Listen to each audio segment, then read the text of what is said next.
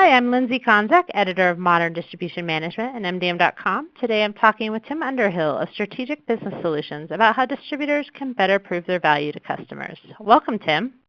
Well, thanks for having me, Lindsay, and I look forward to talking about this.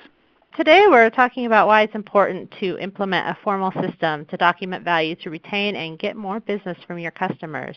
Tim, let's start by defining value and value add. We hear those words thrown around a lot, but what does value really mean? How should distributors think about this? Well, you're absolutely right when you say that value is something that a lot of people throw around. Almost every supplier that I know, both distributor and manufacturer, say they are a value-added supplier. And candidly, everybody does add value, often in different ways. A lot of times when I'm talking to distributors or manufacturers, they say that value is, when the customer gets more than they pay for. That's a good start, but sometimes customers, that I talk to tell me that sometimes they feel like they're getting more than they want, and therefore they have to pay for more than what they want.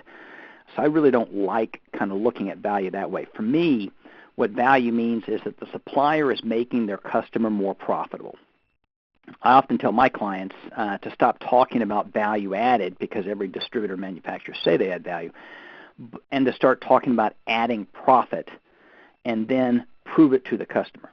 Make the customer feel like the profit that you're adding, the cost that you're cutting down, the revenue that you're helping the customer get is real. So are more distributors looking for ways to document value better? Are you seeing more interest in this? Actually, yes. In the last couple of years, it's really picked up, in part because of the economy. A lot of customers have started saying, hey, I've got to cut my costs. And the more they've got to cut costs, they'll come back to the suppliers and they'll try to beat them up on price, or reduce the price somehow, something along that line, or they'll look for a lower price supplier. But more of them are starting to realize that there's a lot of things other than just price. The problem is they don't know how to quantify it, and oftentimes the supplier doesn't. But because of the economy, you're seeing a lot of push to find ways, to reduce costs. Matter of fact, you're going to find it in a lot of contracts. You're getting a lot of push from the customers. It's not just, tell me you're going to save me money, but we're now going to put goals into the contracts of how much money you have to save. Based on the industry you're in, it can be anywhere from 3 to as high as 10% in some cases, where each year the supplier has to come up with a certain amount of contractually obligated savings. And you're going to see this happen more and more, particularly with the strategic accounts. If I'm a customer and I'm trying to cut costs, and you can prove how to save me $1,000, would you be willing to pay $100 to save $1,000? And most customers are. I mean, that's what the net effect is, and that's what value is really about when we talk about making a customer more profitable. It's about proving that if they're going to pay an additional $100, it's going to save them a lot more than $100. And so most customers would like that, and they see return on the investment. So it can help you improve, from a distributor standpoint, it can help you improve your margins, improve your sales, and from a customer standpoint, more customers are starting to require that you prove the value that you're adding. Give you some other examples. SKF, from a manufacturer standpoint, they have $2.6 billion in documented savings signed off on by the customer over the last 10 years. They are a very high-quality, high-priced berry manufacturer, but while their price is high, they can prove that they're the lowest total cost supplier to many of their strategic accounts.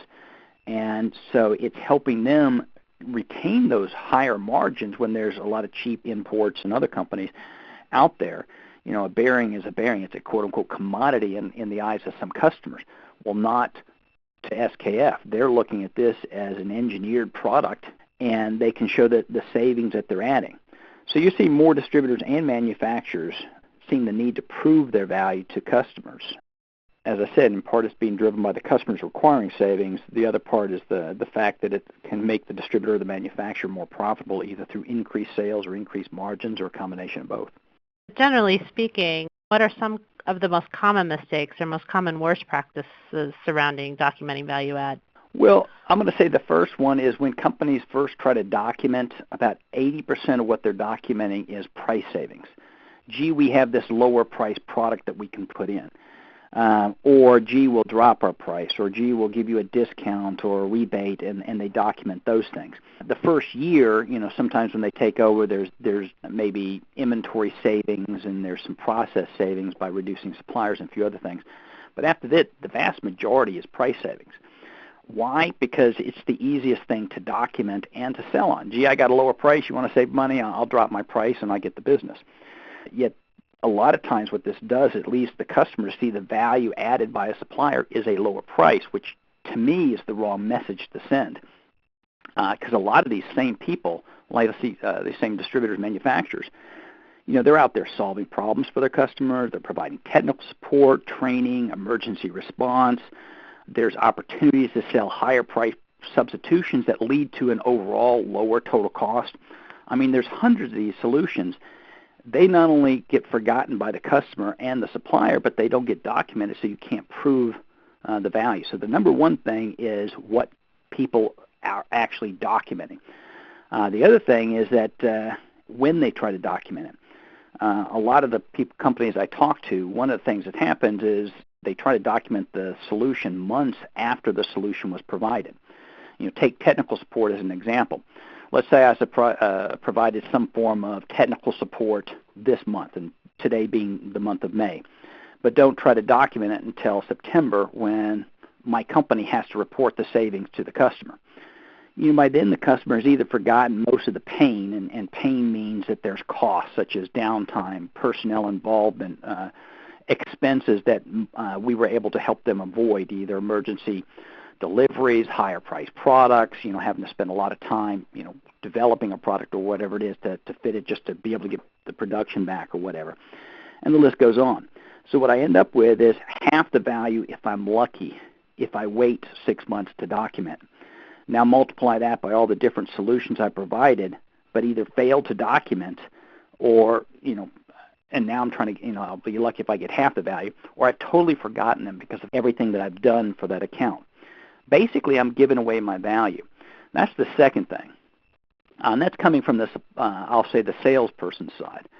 But the bigger one is actually based on distribution management or sales management. They actually have to take a bigger role in documenting value. A lot of managers just think that they can tell their people, hey, go out and document. They may even give them training, but that rarely really works.